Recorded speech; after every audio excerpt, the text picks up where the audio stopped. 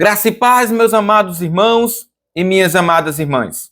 É um prazer imenso estar aqui novamente para comentar as lições do quarto trimestre de 2023 das escolas bíblicas de adulto. Pois bem, na última lição, nós falamos um pouco sobre a obra do Espírito Santo para aqueles que vão realizar missões. E falamos já a priori que o Espírito Santo é fundamental na vida daquele que faz a obra do Senhor. E é com base nisso que nesta presente lição nós iremos dar ênfase à ação, à obra do Espírito Santo na vida daquele que decidiu, daquele que vivem para fazer a obra do Senhor. E com base nisso, eu quero apresentar para você a nossa quinta lição. Pois é, já estamos na quinta lição, passa muito rápido. E o tema da quinta lição é o seguinte: uma perspectiva pentecostal de missões. E nesta presente lição, você então entenderá o que é evangélico. O termo evangélico, o que significa isso? Você sabe? Talvez você seja um evangélico, mas não saiba o significado de ser um evangélico. Você sabe qual é o significado de pentecostal? Pentecostalismo? Pois bem, é sobre esses termos, é sobre a obra do Espírito Santo que nós iremos abordar a partir de agora nesta lição. Por isso, eu te convido para você ficar conosco, pegar sua caneta, seu lápis, seu caderno de anotação, porque vai vir muita coisa boa para você anotar nesta aula, a nossa quinta aula. Sem mais delongas, roda a vinheta.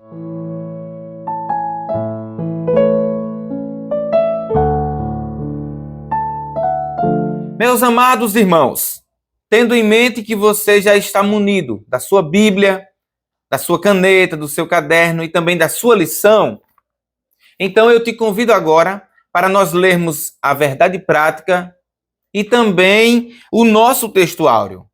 E o textuário desta lição se encontra em Atos dos Apóstolos, capítulo 1 e o versículo de número 8. E eu já te convido para você acompanhar comigo aí na tela.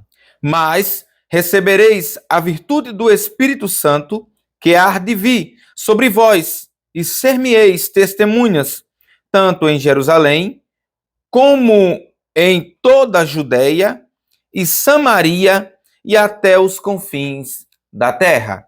Nossa verdade prática nos diz: o Espírito Santo derramado no Pentecostes é o mesmo Espírito que Deus deseja derramar de novo na igreja da atualidade. Tendo lido para você a verdade prática e também o textuário, eu quero continuar lendo o texto que irá embasar a nossa lição. E o texto se encontra em Atos dos Apóstolos, capítulo 2, do versículo 1 ao versículo de número 8. Depois leremos do versículo 14 ao versículo de número 18. Acompanhe mais uma vez esses textos aí na tela. Cumprindo-se o dia de Pentecostes, estavam todos reunidos no mesmo lugar. E, de repente, veio do céu um som, como de um vento veemente e impetuoso, e encheu toda a casa em que estavam assentados. E foram vistas por eles línguas repartidas, como que de fogo, as quais pousaram sobre cada um deles. E todos foram cheios do Espírito Santo e começaram a falar em outras línguas, conforme o Espírito Santo lhes concedia que falassem. E em Jerusalém estava habitando judeus, varões religiosos, de todas as nações que estavam debaixo do céu. E, correndo aquela voz, ajuntou-se uma multidão e estava confusa, porque cada um os ouvia falar na sua própria língua. E todos pasmavam e se maravilhavam, dizendo uns aos outros: pois que não são galileus todos esses homens que estão falando? Como, pois, os ouvimos cada um na nossa própria língua em que somos nascidos? Pedro, porém, pondo-se em pé com os 11, levantou a voz e disse-lhes: varões judeus e todos os que habitais em Jerusalém, seja-vos isto notório e escutai as minhas palavras. Estes homens não estão embriagados, como vós pensais, sendo esta a terceira hora do dia. Mas isto é o que foi dito pelo profeta Joel. E nos últimos dias acontecerá, diz Deus, que do meu espírito derramarei sobre toda a carne, e os vossos filhos e as vossas filhas profetizarão, e os vossos jovens terão visões, e os vossos velhos sonharão sonhos. E também do meu espírito derramarei sobre os meus servos e minhas servas naqueles dias, e profetizarão. Tendo lido para você a leitura bíblica em classe, eu quero te apresentar a nossa palavra-chave.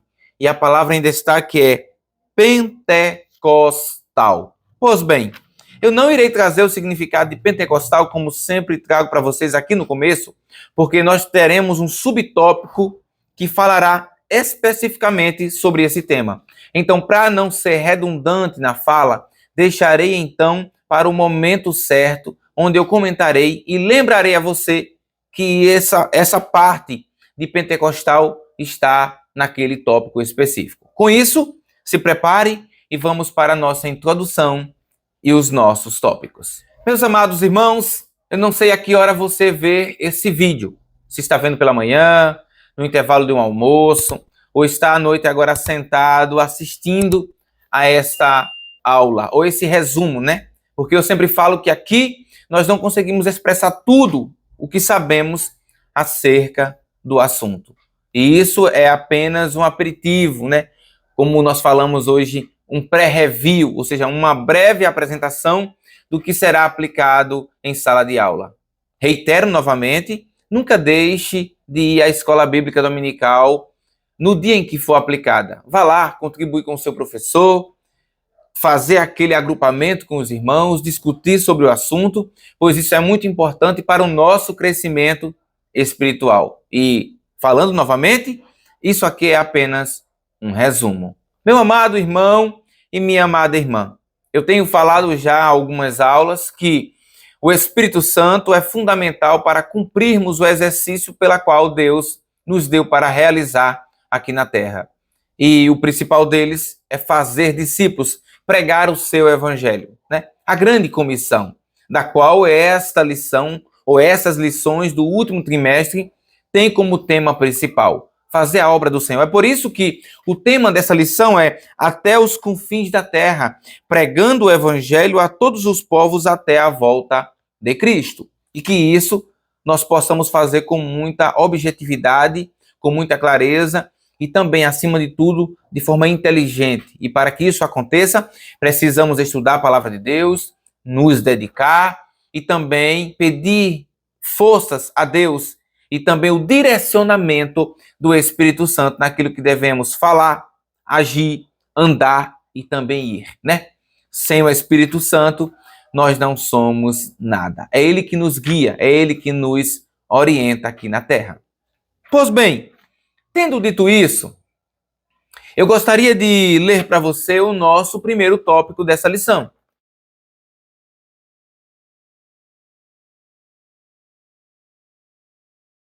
E o primeiro tópico tem por título Uma perspectiva pentecostal de missões. E está dividido em 3 subtópicos, meus amados. A saber, primeiro, somos evangélicos. Segundo, somos pentecostais. E terceiro, contribuições pentecostais às missões. Pois bem, tendo lido para você esses 3 subtópicos, eu preciso trazer para você o significado, como eu falei lá no começo. Nós somos evangélicos. Mas o que significa ser evangélico, Otoniel? Se você até hoje não sabia o significado, preste bem atenção, anote aí, porque a partir de hoje você saberá. Quando alguém perguntar para você o que é ser um evangélico, você então trará a definição. O que é ser evangélico? E então eu explico para você. O evangélico, uma geração atrás, era o protestante que enfatizava, primeiro, o compromisso pessoal com Jesus, ou seja, o novo nascimento. Segundo, a autoridade bíblica. Terceiro, interesse em fazer conversões. Então, há 3 pontos fundamentais aqui que definem um evangélico. O primeiro, o compromisso pessoal com Jesus, ou seja, um novo nascimento. Não tem como ser um evangélico se não nascer de novo. Segundo, é afirmar, declarar que a Bíblia é a sua única regra de fé e prática, e ela é a autoridade, né, máxima do crente.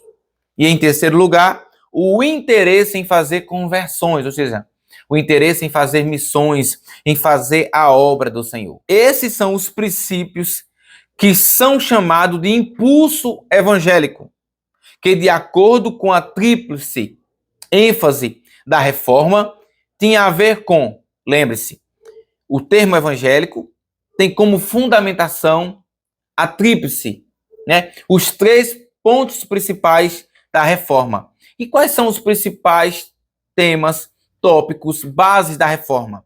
Primeiro, a autoridade das Escrituras. Segundo, a salvação pela fé.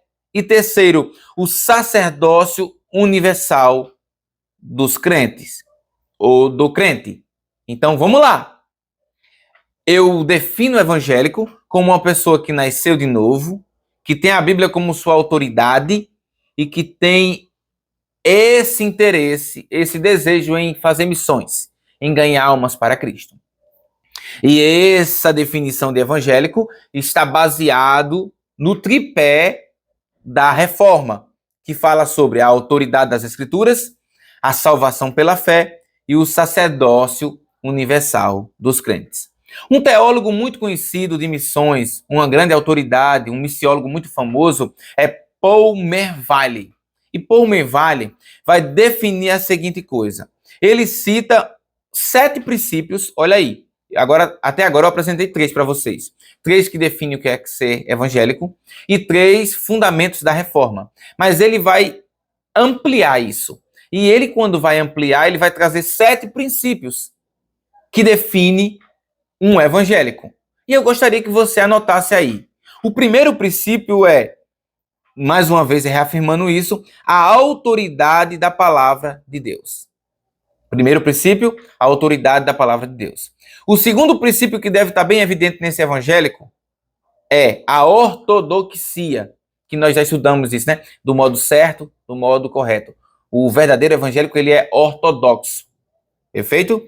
Terceiro ponto, anota aí. A salvação pessoal pela graça. Não é por mérito, mas pela graça. A salvação pessoal pela graça. Quarto ponto. O quarto ponto é a dedicação e o compromisso. O evangélico, ele é uma pessoa dedicada, comprometida com a obra do Senhor. Anote aí, compromisso, dedicação. Quinto ponto, evangelismo e as missões. O evangélico, você percebe nele que ele é uma pessoa que evangeliza e que faz missões. Sexto ponto, o ecumenismo. E calma, o ecumenismo aqui que eu falo não é no ponto de vista que nós conhecemos hoje, de várias religiões que se unem para fazer cultos e diz que todos os caminhos levam a Deus. Não. Quando nós falamos aqui de ecumenismo, nós estamos falando da palavra koinonia. E você sabe que koinonia é a união dos crentes, né, que forma esse corpo de Cristo. Então, quando falamos dessa parte de koinonia, estamos falando de união. Lembra do Salmo 133? Ó, quão bom e quão suave é que os irmãos vivam em união. Pronto, é esse o termo, união. E em sétimo e último, a preocupação social. O evangélico também é uma pessoa que se preocupa com o social, né, com as pessoas. Não é um crente que, como eu falo aqui, que aceitou a Cristo e agora esqueceu dos demais. Não. Ele aceitou a Cristo, ele precisa pregar o evangelho para ganhar almas para Cristo, mas também ele está preocupado com o quê? Com aquela pessoa, se ela tem um alimento, se ela tem uma roupa, né? Como é que está a saúde dessa pessoa? Um crente é uma pessoa preocupada com o próximo, né? E isso faz parte, você vê que durante o ministério de Cristo, Cristo não estava preocupado apenas em pregar o evangelho. O evangelho era o ponto principal, anunciar as boas novas. Mas nesse caminhar do anunciar boas novas, ele fez várias ações, como curar enfermos, né? Ressuscitar mortos, transformar água em vinho. Então, você percebe que Jesus, o ministério dele foi um ministério completo. E isso não é diferente na vida daquele que é um verdadeiro discípulo de Cristo. Ele precisa ter essas características. das quais Deus nos dá quando ele diz, olha, eu vos dou poder e autoridade. O mesmo poder e autoridade, o mesmo Espírito Santo que desceu sobre os discípulos e da igreja primitiva, é o mesmo Espírito Santo que desce sobre nós hoje para nos ajudar a realizar a nossa missão, o nosso compromisso. Espero que esse primeiro subtópico tenha ficado bem claro para você. O outro ponto que eu destaco para você agora, meu querido, é o segundo. Somos pentecostais. E o que é isso, Antônio? Somos pentecostais. Eu trago aqui uma definição para você. E diz assim, ó, a palavra ela passou a ser usada a partir de 1907 na Grã-Bretanha, pelas igrejas históricas, ou seja, as tradicionais, como a anglicana, episcopais, metodistas e evangélicas. Para se referir, essas igrejas se referia aos crentes que criam e recebiam o batismo no Espírito Santo, por causa da analogia entre esse movimento e o dia de Pentecostes, lá em Atos capítulo 2, do verso 1 ao verso 3. Isto é, por causa da efusão do Espírito e das manifestações de poder, que eram observadas por toda a parte nas Ilhas Britânicas. Por sua vez, pentecostal, olha aí, por sua vez, pentecostal é o crente que crê, que é adepto, na possibilidade de receber a mesma experiência do Espírito Santo que os apóstolos receberam no dia de Pentecostes. Se você não pegou nenhuma definição até agora sobre o que é ser pentecostal, eu quero que você grave só isso na sua mente. Pentecostal é a palavra usada, olha aí, pentecostal é a palavra usada, vou falar bem devagar para você. Pentecostal é a palavra usada para designar a renovação mais ampla da obra carismática do Espírito Santo em todas as formas de cristianismo. Trocando aqui por miúdos para você, meu amado irmão e minha amada irmã que me assiste. Pentecostal é aquele que crê na continuidade da obra do Espírito Santo. O pentecostal é aquele que acredita que o mesmo Espírito Santo que desceu sobre os discípulos e sobre a igreja primitiva é o mesmo que desce hoje operando do mesmo modo no meio da igreja. Espero que isso tenha ficado bem claro para você, sem arrudeio aqui. O nosso trabalho aqui não é complicar, e sim explicar. Assim como eu expliquei para você 2 vezes em 3 pontos o que era ser evangélico e depois em 7 pontos o que era ser um evangélico, agora de forma bem ampla e clara eu explico para você o que é pentecostal. Pentecostal é aquele que acredita na obra do Espírito Santo, no batismo no Espírito Santo, assim como aconteceu na igreja primitiva, que Deus opera do mesmo modo através do Espírito Santo na atualidade. Pois bem, tendo explicado isso para você, nós precisamos falar sobre as contribuições pentecostais às missões. Né? Nós sabemos que a igreja tradicional, há mais tempo, faz missões. Né? Isso não resta dúvida. Porém, não quer dizer que os movimentos pentecostais não contribuíram de forma significativa para as missões. Porque nós percebemos ao longo dos anos uma maior crescente no meio pentecostal do que no meio tradicional. O movimento pentecostal, o pentecostalismo, cresceu de forma assustadora. E com essa crescente também veio o desejo de fazer missões. E logo o maior número de missionários foi enviado ao campo para pregar o evangelho e anunciar boas novas. Se fôssemos fazer hoje um comparativo de quem envia mais missionários para o mundo hoje, eu tenho quase certeza que o movimento pentecostal ou pentecostalismo ganharia de forma fácil essa disputa. Porém, não há disputa, porque aqui o objetivo principal é alcançar as vidas, né? Quanto mais, melhor. Quanto mais missionários, melhor é para a publicação, para a propagação da palavra de Deus. Eu quero trazer aqui o que o autor da revista nos traz. Ele diz: tal experiência do Espírito pontuou toda a história da igreja. Portanto, o movimento pentecostal, no sentido de movimento de renovação, remonta à obra do Espírito Santo, com a igreja que começou no dia de Pentecostes e continua ao longo dos últimos dias até que Jesus Cristo volte para a igreja. Ou seja, aquele movimento pentecostal que se inicia lá na igreja primitiva, depois da descida do Espírito Santo, que várias vidas se convertem, aceitam a Cristo. Isso continua ao longo dos anos e nós hoje damos continuidade a essa obra missionária. Glória a Deus por isso, porque a igreja não parou de pregar o evangelho, de anunciar as boas novas para o mundo. Aí eu quero concluir para você esse primeiro tópico da seguinte forma. Você que é pentecostal, eu sei que a maioria de vocês que me assistem é pentecostal, então eu quero trazer aqui, por que eu sou pentecostal? Sou pentecostal por quê? Primeiro, tenho consciência de que a igreja, em seus primeiros dias, era pentecostal, pois ela nasceu sob a experiência de um derramamento do Espírito Santo, como promessa de estender-se a toda a carne, e que, sem dúvida alguma, só findará com o arrebatamento da igreja. Primeiro ponto. Segundo ponto, por que sou pentecostal? Aceito a doutrina dos apóstolos, como descrito em Atos 2,42, e tenho encontrado no Novo Testamento ensino a respeito da obra pentecostal, com a tal ênfase que na vida dos apóstolos não se poderia encontrar se eles, por sua vez, não houvessem sido pentecostais. Terceiro ponto, por que sou pentecostal? Não posso ler Atos 2, 1, 1 Coríntios 14, Atos 19 e outros textos e permanecer à margem do movimento pentecostal.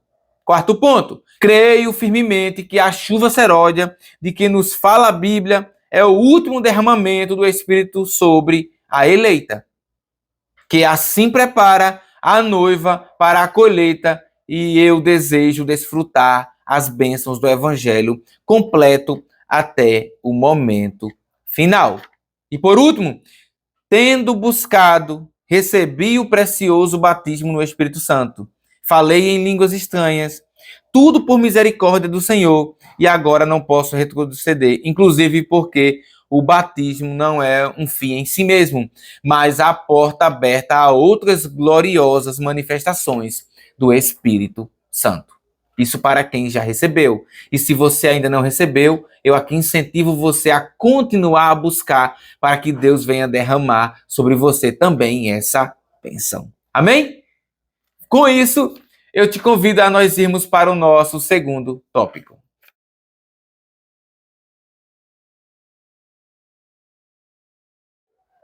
Nosso segundo tópico tem por título A Obra Missionária depois do Pentecostes. E está dividido em 3 subtópicos, a saber, a causa da obra missionária da primeira igreja. Segundo, a expansão missionária da primeira igreja. E terceiro, Deus não faz acepção de pessoas. Sendo bem claro aqui o objetivo para você, para esse vídeo não ficar longo, segura aí bem e pega o que eu vou te falar. A causa da obra missionária da primeira igreja. Meu querido, a mola propulsora, falando desses primeiros subtópicos, o que impulsionou, o que incentivou a igreja foi a descida do Espírito Santo. Você percebe que os discípulos, antes da descida do Espírito Santo, viviam à sombra do Mestre. Eram discípulos acanhados. O mais atrevido ali era o quê? Pedro. Mas os demais eram discípulos acanhados. Mas com a descida do Espírito Santo, nós vemos outros discípulos. Os discípulos agora cheios do Espírito Santo, incentivados, prontos para pregar o Evangelho, para anunciar as boas novas. É tanto que Pedro se levanta e no primeiro discurso, mais de 3.000 almas aceitam a Cristo. No segundo, quase 4.000 almas, 5.000 almas se convertem a Cristo. Então você percebe um número crescente de pessoas que aceitam a Cristo como Salvador. E eu ressalto aqui, não estão aceitando a Cristo por sentimentalismo, porque foram convencidos que era a melhor coisa. Não. Você não vê no discurso de Pedro perguntando quem quer aceitar a Cristo como Salvador. Não. Pelo contrário, quando ele termina o discurso, as pessoas estão perguntando o que é que nós fazemos para aceitar a Cristo, para receber essa graça, para receber essa salvação. É por isso que eu digo que a obra do Espírito Santo é fundamental na pregação do Evangelho, pois é o Espírito Santo que convence o homem do pecado, da justiça e do juízo. Com isso, o segundo subtópico vai falar sobre a expansão da igreja. Agora que você sabe que o Espírito Santo foi essa mola propulsora, então a igreja começa a se expandir, começa a ir para outros locais. E isso aumenta mais ainda quando a perseguição se inicia em Jerusalém com a crescente desses novos irmãos. Ou seja, os irmãos eram conhecidos como a seita do Nazareno. E essa seita do Nazareno foi combatida de forma ferrenha pela elite judaica da época, principalmente pelos fariseus.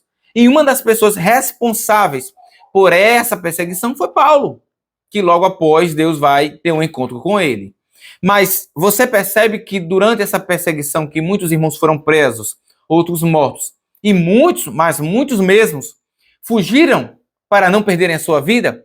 Esses irmãos, aonde chegam, o Espírito Santo não deixa eles ficarem calados, mas eles começam a pregar o Evangelho, a anunciar as boas novas, e mais igrejas vão sendo fundadas aonde eles chegam. Um exemplo disso, e eu acho o maior exemplo dessa fuga dos irmãos para não serem mortos com a perseguição, é a fundação da igreja em Antioquia.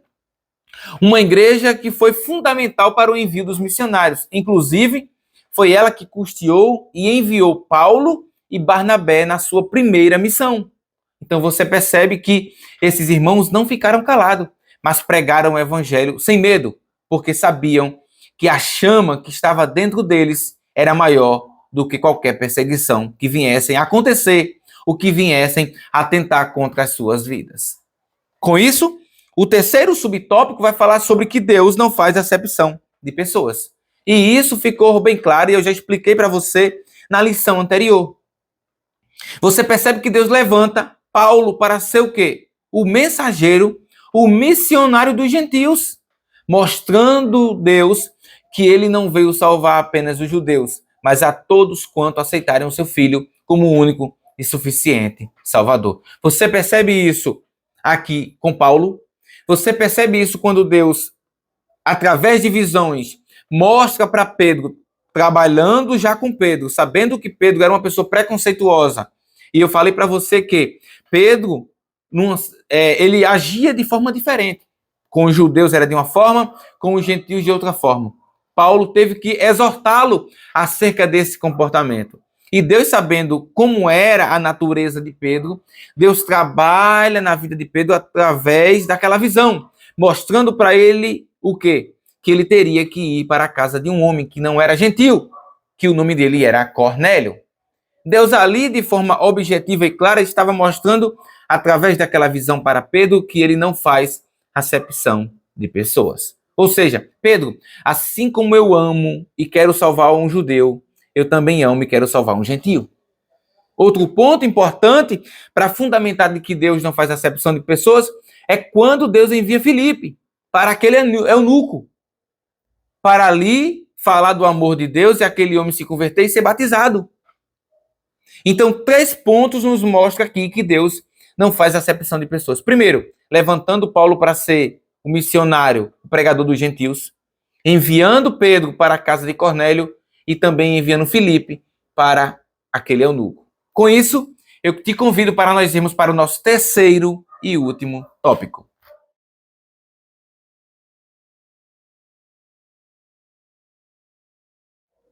Para concluir, meus amados, vamos para o nosso terceiro e último tópico, que tem por título a ação do Espírito Santo e a obra missionária. Está dividido também em 3 subtópicos. O primeiro, a função do Espírito Santo na obra missionária. Segundo, o Espírito Santo capacita para a obra. E terceiro, Deus age por meio do Espírito Santo. Pois bem, eu acho que esse terceiro tópico é um resumo de tudo que nós estudamos até agora. Iremos apenas reiterar aquilo que já falamos. Pois bem, a função do Espírito Santo na obra missionária. E eu quero ler para você o que o autor da lição vai nos trazer. Ele diz, olha, dentre as muitas funções do Espírito Santo, Estão as de ungir, inspirar, separar e enviar homens e mulheres para os quatro cantos da terra. Olha lá. Vamos definir bem mais uma vez? Anote aí. Dentre as muitas funções do Espírito Santo, nós destacamos, primeiro, ungir. Segundo, inspirar. Terceiro, separar. E quarto, enviar homens e mulheres para a obra missionária. Por isso, o autor diz, a obra missionária é uma tarefa ligada à ação exclusiva do Espírito Santo. Mais uma vez, não tem como desassociar Espírito Santo e obra missionária. O nosso segundo subtópico fala que o Espírito Santo capacita para a obra. Pois bem, uma das funções do Espírito Santo é nos instruir, né? Então, nesta obra, nesse trabalho que nós temos a desempenhar, o Espírito Santo vai nos dando a direção, a orientação. Nós percebemos quando analisamos as obras missionárias, os missiólogos, os homens que Deus usou poderosamente, esses missionários, que o Espírito Santo trabalhou poderosamente na vida desses irmãos, dando a eles um entendimento acerca do campo missionário, acerca de como agir no meio daquelas pessoas, o Espírito Santo dando a eles estratégias, método, meios pelas quais eles usaram e tiveram êxito. Então, o Espírito Santo, por mais que nós estudamos, é claro que um missionário, quando ele vai para a obra missionária, antecipadamente, ele estuda a língua, os povos, o seu costume, né? Como é ali a ética daquele povo, como é que ele se comporta, né? A cultura deles, tudo isso é analisado. Porém, sabemos que na prática acontecem muitas coisas que vai para além daquilo que estudou. E é nesse momento que o Espírito Santo está lá para dizer ao cristão, olha, aquilo que a teoria não te ensinou, aquilo que os livros não te instruiu, eu vou te instruir, eu vou te capacitar, eu vou te mostrar. É por isso, meu amado irmão, que nós não devemos ter medo de pregar a palavra de Deus. É claro que devemos estudar, isso é fundamental. Mas sabemos que, quando damos o nosso primeiro passo para pregar o Evangelho, para anunciar as boas novas, o Espírito Santo está conosco, nos orientando. É muito maravilhoso. Eu que saio a campo, agora eu parei mais por causa do trabalho, mas já saí bastante. Você, não sei se sai, mas se sai, você sabe muito bem. Como é prazeroso pregar o Evangelho de Cristo e o Espírito Santo ali nos orientando, nos dando ali o que falar, o que dizer para aquelas pessoas que nós olhamos e vemos que elas são famintas, necessitadas de Deus. E por último, no nosso terceiro e último subtópico, o autor vai destacar o pastor, o saudoso pastor Antônio Gilberto, da qual ele fala que o Espírito Santo, ele capacita e ele direciona os crentes para a obra evangelizadora. Ou seja, se for por nós mesmos, nós não vamos para canto nenhum. Mas o Espírito Santo, Deus, por meio do Espírito Santo, ele escolhe, ele envia, ele capacita e ele nos direciona para a obra de evangelização. Com isso, meu amado irmão, eu quero concluir essa lição lhe dizendo o seguinte: não há missões sem o Espírito Santo. Não há missões sem o direcionamento dele. Para isso, nós analisamos aqui o que é ser pentecostal, o que é ser evangélico. Qual a contribuição dos pentecostais ou do pentecostalismo para a obra de missões. E mais, por fim, estudamos de mais aprofundadamente o que o Espírito Santo faz na vida daquele que abre as portas e deixa Deus trabalhar através do Espírito Santo. Espero que Deus abra mais a sua mente e lhe use cada vez mais poderosamente na pregação do seu evangelho. O que eu peço a Deus é que ele continue te ajudando, te fortalecendo, que o Espírito Santo continue te capacitando cada vez mais. Com isso, eu concluo essa nossa quinta aula e te digo uma coisa, vá lá na aula de Escola Bíblica Dominical da sua igreja e ajude o seu professor, ajude a sua igreja a comunicar o evangelho, a palavra de Deus. Forte abraço.